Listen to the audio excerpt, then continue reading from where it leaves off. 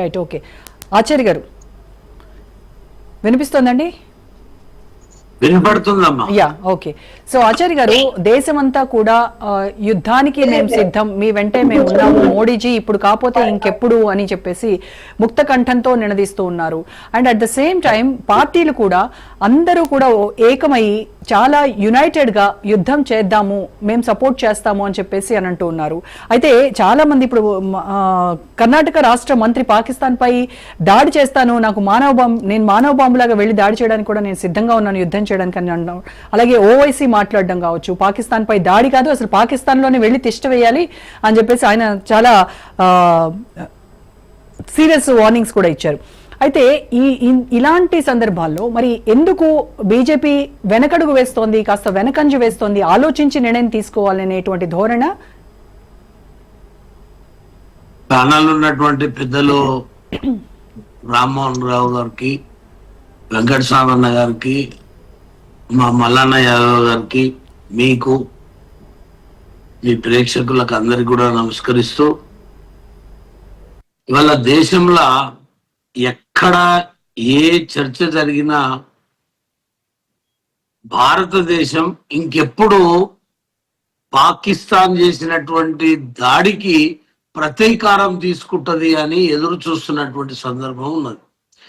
కేవలం భారతదేశంలోనే కాదు, ప్రపంచ దేశాలు కూడా ఇవాళ భారత్ వైఖరిని, భారత్ యొక్క సహనాన్ని, భారత్ యొక్క ఏదైతే ఈ ప్రపంచంలో ఏ దేశం మీద కూడా ఇన్ని తీవ్రవాద దాడులు జరగకపోవచ్చు,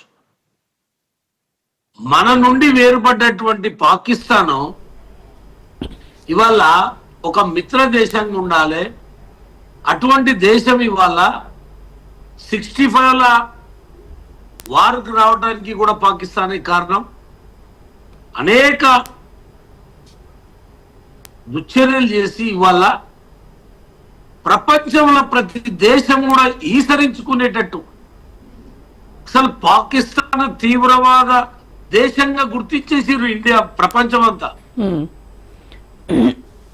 మరి ఈ పరిస్థితులలో భారతదేశం ఇది ఎప్పటికైనా విశ్వగురువే, ప్రపంచానికి దిశ, ప్రపంచానికి ఒక దార్శనికత చూపించేటువంటి భావన ఉన్నటువంటి దేశం భారతదేశం. కాబట్టి మనకేమో మన ప్రజలని, అమాయకులని చంపేసిరు, ఎప్పుడు ప్రతీకారం తీసుకోవాలని మన దేశంలో చాలా మందికి ఉన్నది. ప్రతిపక్షాలను నేను ముఖ్యంగా అన్ని ప్రతిపక్ష రాజకీయ పార్టీలను నేను, ఎందుకంటే ఈ దేశము అందరిది, ఇది అధికారంలో ఉన్న పార్టీదే కాదు ఈ దేశం. ఈ దేశంలో ఉన్నటువంటి హక్కు ఉన్నటువంటి ప్రతి వ్యక్తిది ఈ దేశం. దాంట్లో రాజకీయ పార్టీలకి అందరిది ఈ దేశం. ఈ దేశం బాగుంటేనే ప్రభుత్వ బాధ్యతలు ఉంటాయి, ప్రతిపక్ష బాధ్యతలు ఉంటాయి, అంతే. కానీ ఈ దేశం మీద ఈ రకమైనటువంటి దాడులు చేస్తూ మనం కూడా ప్రపంచానికి ఎంత శాంతిగా ఉన్నా కూడా మన బార్డర్లో పాకిస్తాన్ కాల్పుల విరమణని ప్రకటించి మళ్ళీ దాడులను మొదలు పెట్టేస్తే మనం ప్రతి దాడులు చేస్తున్నాం. మనం దాడి చేస్తలేం. ఇక్కడ అటాక్ చేసింది వాళ్ళే, అక్కడ దాడులు చేస్తున్నది వాళ్ళే. అయినా కూడా మనం దాన్ని తిప్పి కొడుతూ ప్రపంచ దేశాలన్నిటి కూడా చూసినవా వీళ్ళ అహంకారం. ఇవాళ ఈ టెర్రరిస్ట్ దేశం యొక్క చర్యలని ప్రపంచం గమనించి వాళ్ళ ప్రతిపక్షాలు ఎట్లా కలిసి వచ్చినాయో ప్రపంచ దేశాలు కూడా అట్లనే కలిసి వచ్చినాయి. కాబట్టి మనము ఈ యుద్ధ సమయంలో, ఇది ఎన్నికల యుద్ధ సమయం కాదు, ఇది దేశం యొక్క ఉనికిని, ఈ దేశం యొక్క గౌరవాన్ని కాపాడుకునే స్థానంలో ప్రతిపక్షం లేదు. ఇదంతా ప్రజలమే, ప్రభుత్వము ప్రజలదే, ప్రతిపక్షాలు కూడా ప్రజలదే. కాబట్టి అవును. అయితే మోడీ గారు ఒకటి చెప్పారు కదండి ఆచార్య గారు, మిలిటరీకి పూర్తి స్వేచ్ఛని ఇచ్చాము అని అన్నారు. మిలిటరీకి పూర్తి స్వేచ్ఛని ఇచ్చాను అనడాన్ని ఎలా అర్థం చేసుకోవాలంటారు? ఇప్పుడు ఇంతకు ముందు ఎట్లుండే అంటే ఇక రామ్మోహన్ రావు గారికి మా వెంకట సామాన్య కూడా ఆయన ఈ దేశం కొరకు అనేక సంవత్సరాలు పనిచేసిండు జాతీయవాదం మీద. దాంట్లో ఆయనకు అన్ని తెలుసు.